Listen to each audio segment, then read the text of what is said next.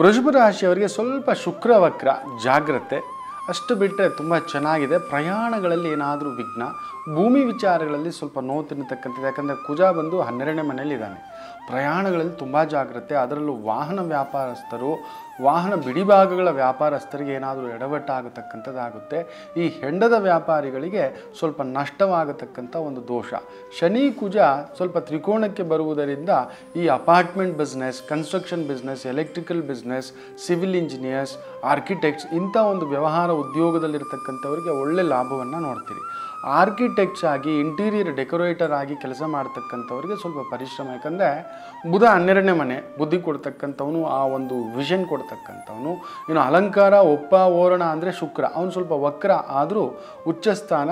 So ನೀವು ಬೇರೆಯವ್ರ ಕೆಳಗಡೆ ಕೆಲಸ ಮಾಡಿ ಲಾಭ ಮಾಡ್ಕೋಬೇಕಾಗುತ್ತೆ. ನೀವು ನೇರವಾಗಿ ಕೆಲಸ ಮಾಡಿ ನಿಮ್ಮನ್ನು ಗುರುತಿಸೋಲ್ಲ.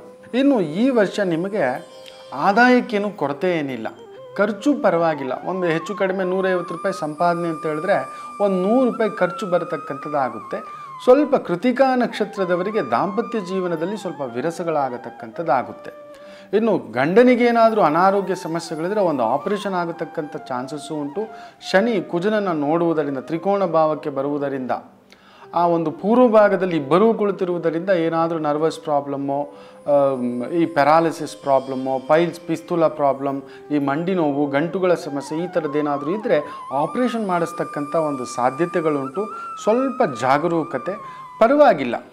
ಸುಖಕ್ಕೇನು ಕೊರತೆ ಇಲ್ಲ ಈ ವರ್ಷ ನಿಮಗೆ. 11ನೇ ಮನೆಯಲ್ಲಿ ಸೂರ್ಯ ಬಂದಾಗ ರಾಜಪೂಜಿತರಾಗ್ತೀರಿ. ಅಂದರೆ ಸರ್ಕಾರದಿಂದ ಬರಬೇಕಾದಂಥ ಬಹುಮಾನಗಳು, ದುಡ್ಡು, ಕಾಸು, ಹಣಕಾಸು, ಗೌರವ, ಈ ಥರದ್ದೆಲ್ಲ ನಿಮ್ಮನ್ನು ತಾನಾಗಿ ಹುಡ್ಕೊಂಡು ಬರುತ್ತೆ. ಚೆನ್ನಾಗಿದೆ. ಸೊ ಎಂಥ ಸಮಸ್ಯೆ ಬಂದರೂ ಅದು ತಾತ್ಕಾಲಿಕ. ಕೊಡ್ಲಿಲಿ ತೆಗಿಬೇಕಾದ ಸಮಸ್ಯೆ ಉಗುರಿನಲ್ಲಿ ಹೊರಟೋಗುತ್ತೆ ನಿಮಗೆ. ಅಂಥದ್ದೊಂದು ವಿಸ್ಮಯಗಳು ನಡೆಯುತ್ತೆ. ಆದಷ್ಟು ಶಿವಕ್ಷೇತ್ರಗಳು, ಪರಶುರಾಮ ಕ್ಷೇತ್ರಗಳು ಹಾಗೂ ಅತಿ ವಿಶೇಷವಾಗಿ ಅಯ್ಯಪ್ಪ ಕ್ಷೇತ್ರಗಳ ದರ್ಶನ ಮಾಡುವುದರಿಂದ ಮನಸ್ಸಿಗೆ ಶಾಂತಿ ಪಡಿತೀರಾ. ರಂಗನಾಥ ಕ್ಷೇತ್ರಗಳಲ್ಲಿ ಏನಾದರೂ ಸಂಕಲ್ಪ ಪೂಜೆಗಳು, ಆರಾಧನೆಗಳು ಮಾಡಿಸೋದ್ರಿಂದ ಇನ್ನಷ್ಟು ಆದಾಯವನ್ನು ಹೆಚ್ಚಿಸಿಕೊಳ್ಳತಕ್ಕಂಥದ್ದಾಗುತ್ತೆ. ವೃಷಭ ರಾಶಿಗೆ ಒಳ್ಳೆಯದಾಗಲಿ.